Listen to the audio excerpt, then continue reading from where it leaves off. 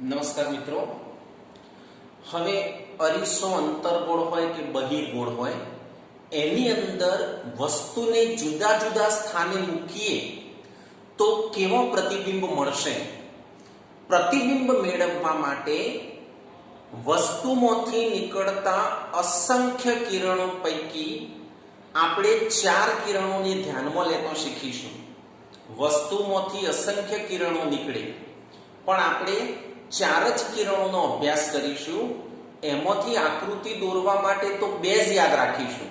ફક્ત ને માત્ર 2 કિરણો યાદ રાખીએ તો પણ બધી જ આકૃતિઓ આપણે દોરી શકીએ. તો અરીસામાં રચાતો પ્રતિબિંબ મેળવવા માટે જરૂરી કિરણો અથવા અરીસામાં રચાતો પ્રતિબિંબ મેળવવા માટે કયા કિરણોનો ઉપયોગ કરી શકાય? તો સાંભળો, અરીસામાં રચાતા પ્રતિબિંબ મેળવવા માટે ઉપયોગી કિરણો. તો પહેલું મુખ્ય અક્ષને સમાંતર કિરણ, જે આપણો આ અંતર્ગોળ અરીસો છે. આ મુખ્ય અક્ષને સમાંતર કિરણ, આ મુખ્ય અક્ષ છે, એના ઉપર મુખ્ય કેન્દ્ર અને વક્રતા કેન્દ્ર બે દર્શાવી દેવાનું. જેટલું અંતર P અને F વચ્ચે હોય એટલું જ અંતર C અને F વચ્ચે રાખવાનું, તો આકૃતિઓ સુંદર આવશે. આ અંતર સરખું રાખવું પડે, ગમે તે ટપ્પો નહીં કરી દેવાનો. આને કહેવાય મુખ્ય અક્ષ. આ મુખ્ય અક્ષ છે, એની સમાંતર એક કિરણ આપણે લેવાનું છે. તો સમાંતર આપાતકીય કિરણ, તો એ અરીસા ઉપર અથડાઈ પાછું ફરશે, મુખ્ય કેન્દ્રમાંથી પસાર થશે, F માંથી પસાર થાય.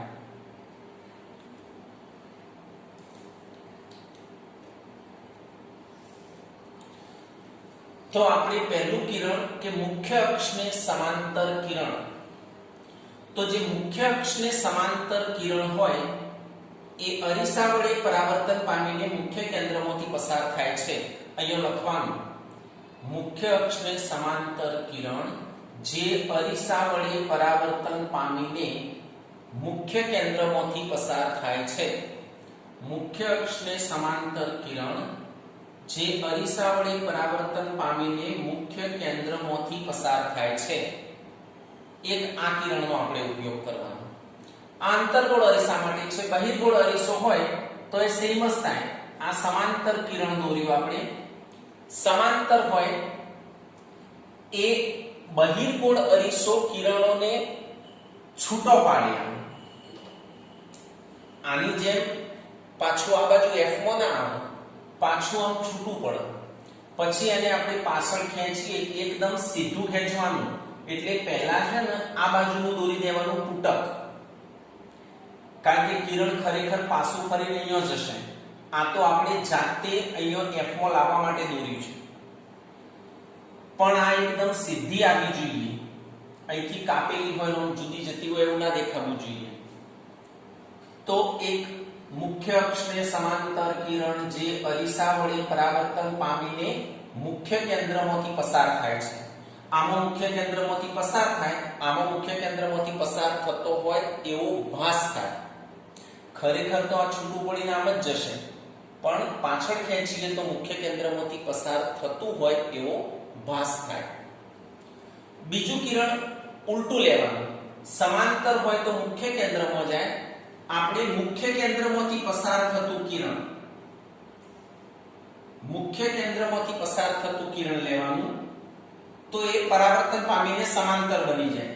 મુખ્ય કેન્દ્રમાંથી પસાર થતું કિરણ અરીસા વડે પરાવર્તન પામી મુખ્ય અક્ષને સમાંતર બને છે, એટલે આને સમાંતર બને. ઉલટું છે મિત્રો, સમાંતર હોય તો મુખ્ય કેન્દ્રમાં જાય, મુખ્ય કેન્દ્રમાંથી જતું હોય તો સમાંતર બને. અહીંયા પણ એવું છે, મુખ્ય કેન્દ્રમાંથી પસાર થતું કિરણ દોરવાનું છે. આ બાજુ તો તૂટક જ દોરવું પડે, આ બાજુ ઘાટું. મુખ્ય કેન્દ્રમાંથી પસાર થતું કિરણ અહીંયાથી પરાવર્તન પામી અને સમાંતર બનશે. આ મુખ્ય કેન્દ્રમાંથી પસાર થતું કિરણ આ સાઈડ તૂટક જ દોરાય, આ ઘાટું દોરાય અને પછી અહીંથી પરાવર્તન પામે. તો આ મુખ્ય કેન્દ્રમાંથી જે પસાર થતું કિરણ છે, આ આભાસી કિરણ, મુખ્ય કેન્દ્રમાંથી પસાર થતું કિરણ અરીસા વડે પરાવર્તન પામીને આ સાઈડ જશે, મતલબ સમાંતર બનશે. હવે આપણે ત્રીજા કિરણની વાત કરીએ. વક્રતા કેન્દ્રમાંથી પસાર થતું કિરણ. મિત્રો આ બધા કિરણો આવે છે ક્યાંથી? તો વસ્તુમાંથી. અહીંયા વસ્તુ દોરેલી હોય, આપણે એવું જ દોરવાનું છે. આ વસ્તુ છે, અહીંયા વસ્તુ. તો વસ્તુમાંથી કિરણો નીકળીને આવે છે. અહીંયા વસ્તુ હોય તો વસ્તુમાંથી કિરણ નીકળે છે એમ સમજવાનું. આપણે વસ્તુ દોરતા નથી, પણ કિરણ વસ્તુમાંથી આવે છે એવું સમજી લેવાનું. વક્રતા કેન્દ્રમાંથી પસાર થતું કિરણ એટલે ધારો કે અહીંયા વસ્તુ હોય તો આ વક્રતા કેન્દ્રમાંથી પસાર થતું કિરણ, વક્રતા કેન્દ્રમાંથી પસાર થતું કિરણ છે એ અરીસા વડે પરાવર્તન પામી તે જ માર્ગે પાછું ફરે છે. વક્રતા કેન્દ્રમાંથી પસાર થતું કિરણ અરીસા વડે પરાવર્તન પામી તે જ માર્ગે પાછું ફરે છે. એવું કેમ થતું છે? અહીંયા 90 નો ખૂણો થઈ જતો છે, એટલે લંબ રૂપે આપાત થતું કિરણ એ જ માર્ગે પાછું જાય. એટલે વક્રતા કેન્દ્રમાંથી પસાર થતું કિરણ આવે એટલે એ જ માર્ગે પાછું જાય. અહીંયા પણ એવું છે. વક્રતા કેન્દ્રમાંથી પસાર થતું કિરણ તૂટક દોરી દેવાનું. અહીંથી ઘાટી લાઈન જે માર્ગે આવ્યું હોય એ જ માર્ગે પાછું. વક્રતા કેન્દ્રમાંથી પસાર થતું કિરણ અરીસા વડે પરાવર્તન પામી એ જ માર્ગે પાછું ફરે છે. અને ચોથું કિરણ આ ધ્રુવ સાથે કોઈ ખૂણો બનાવતું કિરણ, અહીંયા વસ્તુ હોય દાખલા તરીકે અને કિરણ આમ જતું હોય અને ધ્રુવ પીમો જાય, અહીંયા દાખલા તરીકે જે ખૂણો બનાવે એને આપાત કોણ કહેવાય. એટલો જ ખૂણો બનાવીને પાછું આવશે. આ પરાવર્તન કોણ. અહીંયા પણ સેમ એવું જ કે કિરણ જતું હોય અહીંથી તો ધ્રુવ ઉપર આપાત થાય, જેટલો ખૂણો બને એટલો જ ખૂણો બનાવી આ જતું કિરણ આ આવતું કિરણ એટલે આ પરાવર્તન કોણ. બધામાં I અને R સમાન હોય એવું લખી શકાય, ના લખીએ તો પણ પ્રોબ્લેમ નહીં. આપણે મિત્રો આ 4 કિરણોનો ઉપયોગ કરવાનો નથી. આ તો ખાલી યાદ રાખો. આપણે 2 જ કિરણોનો ઉપયોગ કરીશું, ફક્ત ને માત્ર 2 જ. સૌથી પહેલું મુખ્ય અક્ષને સમાંતર કિરણ જે અરીસા વડે પરાવર્તન પામી મુખ્ય કેન્દ્રમાંથી પસાર થાય છે. બીજું મુખ્ય કેન્દ્રમાંથી પસાર થતું કિરણ જે અરીસા વડે પરાવર્તન પામી મુખ્ય અક્ષને સમાંતર બને છે. ત્રીજું વક્રતા કેન્દ્રમાંથી પસાર થતું કિરણ જે અરીસા વડે પરાવર્તન પામી તે જ માર્ગે પાછું ફરે છે. અને ચોથું અરીસાના ધ્રુવ P આગળ નિશ્ચિત ખૂણો બનાવતું કિરણ, અરીસાના ધ્રુવ P આગળ નિશ્ચિત ખૂણો બનાવતું કિરણ એ એટલા જ માપનો ખૂણો બનાવીને પરાવર્તન પામે છે. 4 કિરણો ફરીથી બોલી જાઉં છું. મુખ્ય અક્ષને સમાંતર કિરણ જે અરીસા વડે પરાવર્તન પામીને મુખ્ય કેન્દ્રમાંથી પસાર થાય છે. અહીંયા જે દેખાય છે એ જ લખવાનું છે.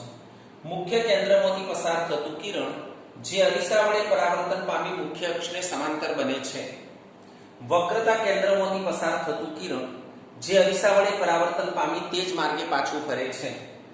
અરીસાના ધ્રુવ P આગળ નિશ્ચિત ખૂણો બનાવતું કિરણ તે એટલા જ માપનો ખૂણો બનાવી ત્યાંથી પરાવર્તન પામે છે. તો આ 4 માંથી 2 કિરણો આપણે યાદ કરી અને આકૃતિઓ દોરીશું. સૌથી પહેલા આપણે બહિર્ગોળ અરીસામાં રચાતો પ્રતિબિંબનો અભ્યાસ કરીએ. અંતર્ગોળનો થોડો વધારે છે, બહિર્ગોળનો 2 છે. તો સૌથી પહેલા આપણે શરૂ કરીએ બહિર્ગોળ અરીસામાં રચાતો પ્રતિબિંબ.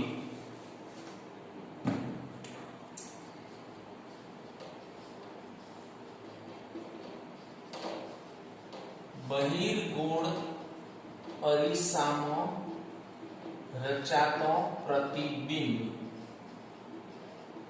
હવે પ્રતિબિંબ રચવા માટે વસ્તુને બહિર્ગોળ અરીસામાં જે ચળકતી સપાટી છે એ બાજુ મૂકવાની હોય. એટલે બહિર્ગોળ અરીસો છે એમાં ચળકતી સપાટી આ બાજુ છે એટલે આ બાજુ વસ્તુ મુકાય.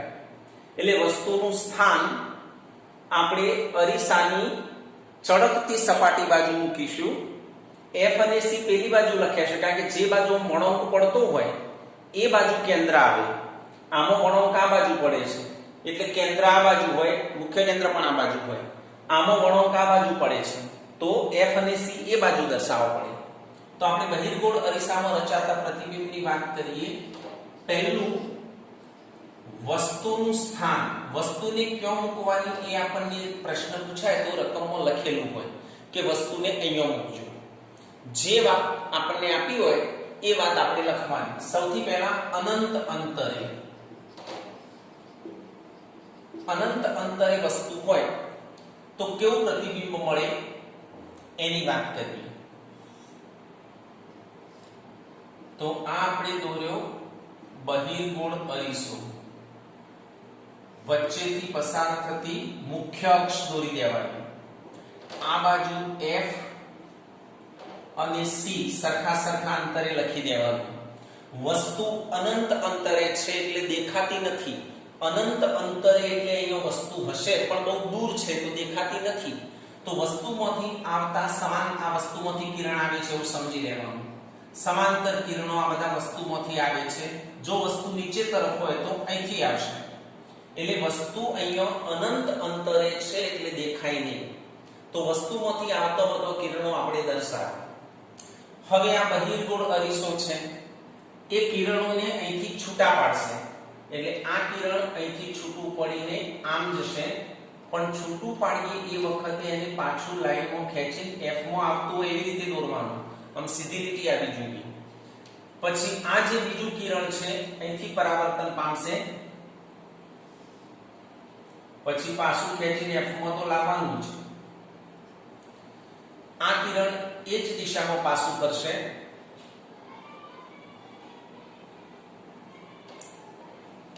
હવે આ કિરણની વાત આવી તો F બાજુ તૂટક, આ બાજુ ઘાટું, અહીંથી પાછું ફરશે.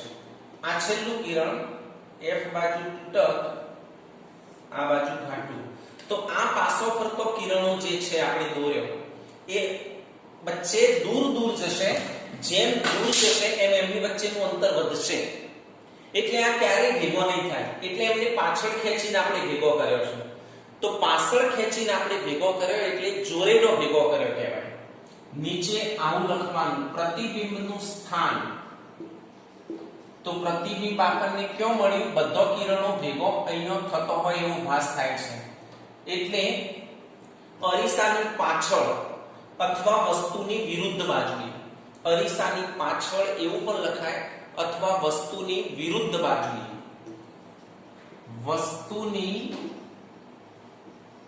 વિરુદ્ધ બાજુએ મુખ્ય કેન્દ્ર F પર પ્રતિબિંબ અહીંયા મળ્યું છે. વસ્તુ આ બાજુ છે તો વસ્તુની વિરુદ્ધ બાજુએ મુખ્ય કેન્દ્ર F પર. પ્રતિબિંબનો પ્રકાર,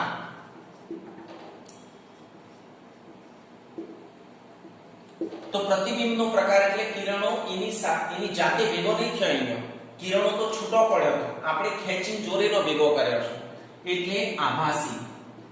અને આભાસી હોય એટલે હંમેશા ચત્તું જ હોય, સીધું. તો પ્રતિબિંબનો પ્રકાર આભાસી અને ચત્તું. કિરણો જાતે ભેગો ના થાય એટલે આભાસી જ લખવાનું. અને આભાસી હોય એ ચત્તું હોય. પ્રતિબિંબનું પરિમાણ, પરિમાણ એટલે કદ, પરિણામ નહીં, પરિમાણ. કદ કેવડું દેખાય છે? તો એકદમ નાનું, અત્યંત નાનું, ટપકા જેવું. અત્યંત નાનું. વસ્તુ ગમે એવડી હશે, પ્રતિબિંબ તો ટપકા જેવું જ મળ્યું. એટલે અત્યંત નાનું અથવા ખૂબ જ નાનું. તો વસ્તુને અનંત અંતરે મૂકેલી હોય તો વસ્તુ દેખાતી નથી. એટલે એના ઉપરથી કિરણો આવવા દેવાના, જેટલા દોરવા હોય એટલા. અરીસા ઉપર અડી અને ત્યાંથી પરાવર્તન પામશે. પણ પરાવર્તન એવું કરવાનું કે જેથી પાછળ ખેંચીએ તો F માં જાય. આ પણ પરાવર્તન પામશે, પાછળ ખેંચીએ તો F માં જાય. એવી રીતે બધા F માં આવી જશે. તો પ્રતિબિંબનું સ્થાન ક્યાં મળ્યું? પ્રતિબિંબ આપણને વસ્તુની વિરુદ્ધ બાજુએ મુખ્ય કેન્દ્ર F પર. પ્રતિબિંબનો પ્રકાર જોરેનો ભેગો કર્યો છે ખેંચીને એટલે આભાસી અને ચત્તુ. અને પરિમાણ ટપકા જેવું, મતલબ અત્યંત નાનું. હવે મિત્રો આપણે અહીંયા વસ્તુ દેખાય એવી રાખીએ અને પછી જોઈએ કેવું પ્રતિબિંબ મળે છે. તો બીજી આકૃતિ, વસ્તુનું સ્થાન અરીસાની સામે કૌંસમાં નજીક એટલે બહિર્ગોળ અરીસાની સામે એટલે આપણને વસ્તુ દેખાય એવી રાખવાની. તો આપણે દોરીએ બહિર્ગોળ અરીસો.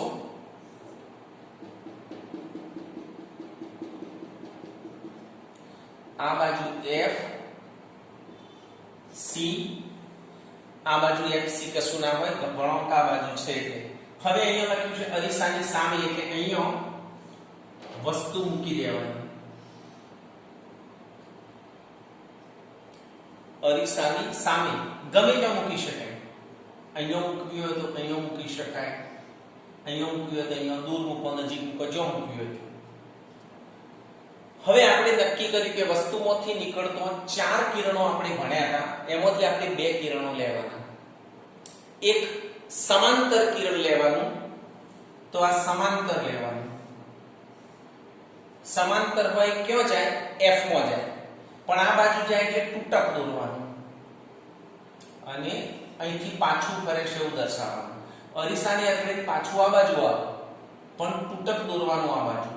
તો સમાંતર કિરણ હોય એ મુખ્ય કેન્દ્રમાંથી પસાર થાય. અને બીજું કિરણ લેવાનું આપણું વક્રતા કેન્દ્ર વાળું. એટલે આ વક્રતા કેન્દ્ર જે C છે ત્યાં જોઈન્ટ કરવાનું ડાયરેક્ટ. તો આ વક્રતા કેન્દ્ર વાળું એક કિરણ લેવાનું અને વક્રતા કેન્દ્ર વાળું જે રસ્તે જ્યું હોય એ જ રસ્તે પાછું આવે, કારણ કે વક્રતા કેન્દ્રમાંથી પસાર થતું કિરણ એ જ રસ્તે પરાવર્તન પામે. આ બાજુ તૂટક દોરવાનું હંમેશા. વક્રતા કેન્દ્ર વાળું હોય કે મુખ્ય કેન્દ્ર વાળું હોય એટલે આ સાઈડનું તૂટક બતાવવાનું. તો યાદ રાખો મિત્રો, આ વસ્તુ દેખાય છે. એક સમાંતર કિરણ લેવાનું, એ F માં જવા દેવાનું પણ તૂટક, કારણ કે પરાવર્તન પામીને તો આમ જાય. પછી એક C વાળું લેવાનું, સીધું C જોડી દેવાનું. આ બાજુ ઘાટું રાખવાનું, આ બાજુ તૂટક રાખવાનું. આ જતું કિરણ, આ આવતું કિરણ એ જ માર્ગે પાછું ફરે એવું આપણે અહીંયા જોયું હતું. તો અહીંયા લખી દેવાનું 2 ભેગો થાય, જો 2 કિરણો ભેગો થાય ત્યાં પ્રતિબિંબ દોરવાનું. તો આ કિરણો પણ તૂટક છે એટલે જોરેનો ભેગો કર્યો છે એટલે આભાસી પ્રતિબિંબ મળે. આભાસી પ્રતિબિંબ મળે એટલે પ્રતિબિંબ પણ તૂટક દોરવાનું. આ કિરણો આપણે તૂટક દોર્યો છે, એનો મતલબ જાતે ખેંચીને ભેગો કર્યો છે એટલે પ્રતિબિંબ આભાસી મળે. આભાસી મળે એટલે તૂટક દોરવાનું, અને આભાસી હોય એટલે ચપટું જ હોય એટલે મેં સીધું દોર્યું છે. તો પ્રતિબિંબનું સ્થાન વસ્તુની વિરુદ્ધ બાજુએ, વસ્તુની વિરુદ્ધ બાજુએ મુખ્ય કેન્દ્ર અને ધ્રુવની વચ્ચે, વસ્તુની વિરુદ્ધ બાજુએ મુખ્ય કેન્દ્ર અને ધ્રુવની વચ્ચે જેવું દેખાય છે એવું લખવાનું. પ્રતિબિંબનો પ્રકાર તો ચત્તુ છે એટલે આભાસી જ હોય, અને જોરેનો આપણે ખેંચીને ભેગો કર્યો છે, તૂટક છે એટલે. તો આભાસી અને ચત્તુ, આભાસી અને ચત્તુ. અને પ્રતિબિંબનું પરિમાણ તો વસ્તુ કરતો નાનું. આ વસ્તુ છે, આ પ્રતિબિંબ છે, દેખાય છે વસ્તુ કરતો નાનું એટલે અહીંયા લખવાનું વસ્તુ કરતો નાનું. અંત્યત નાનું નહીં પણ વસ્તુ કરતો નાનું. તો આ બહિર્ગોળ અરીસો એની સામે વસ્તુ મૂકીએ તો એક સમાંતર કિરણ આવશે, એ F માં જાય પણ પરાવર્તન પામીને તો આ બાજુ જ જાય એટલે આ સાઈડનું તૂટક દોરવાનું. પછી એક C વાળું છે, સળંગ C જોડે જોઈન્ટ કરી દેવાનું પણ આ બાજુ ઘાટું દોરવાનું, આ સાઈડ તૂટક દોરવાનું. કારણ કે આ પરાવર્તન થઈને તો આમ જ જાય, આ આપણે જાતે ખેંચીએ છીએ એટલે તૂટક એટલા માટે દોરવાનું. તૂટક છે તો પ્રતિબિંબ પણ આભાસી મળશે. જો 2 કિરણો ભેગો થતો હોય તો પ્રતિબિંબ દોરી દેવાનું. પ્રતિબિંબનું સ્થાન વસ્તુની વિરુદ્ધ બાજુએ ધ્રુવ P અને મુખ્ય કેન્દ્ર F ની વચ્ચે. પ્રકાર આભાસી અને ચત્તુ, અને પરિમાણ વસ્તુ કરતો નાનું. તો મિત્રો તમે એક કામ કરજો, આ બહિર્ગોળ અરીસામાં રચાતો પ્રતિબિંબની 2 આકૃતિઓ દોરી દેવાની. બહિર્ગોળ અરીસામાં રચાતો પ્રતિબિંબની 2 આકૃતિઓ દોરવાની. લખવાનું વસ્તુનું સ્થાન પહેલું અનંત અંતરે, પછી આકૃતિ, નીચે પ્રતિબિંબનું સ્થાન, પ્રતિબિંબનો પ્રકાર અને પ્રતિબિંબનું પરિમાણ. પછી 2 નંબર આપવાનો, વસ્તુનું સ્થાન અરીસાની સામે એની આકૃતિ, એની નીચે પ્રતિબિંબનું સ્થાન, પ્રકાર અને પરિમાણ. તો સુંદર રીતે દોરીને મોકલાવજો. ઓકે.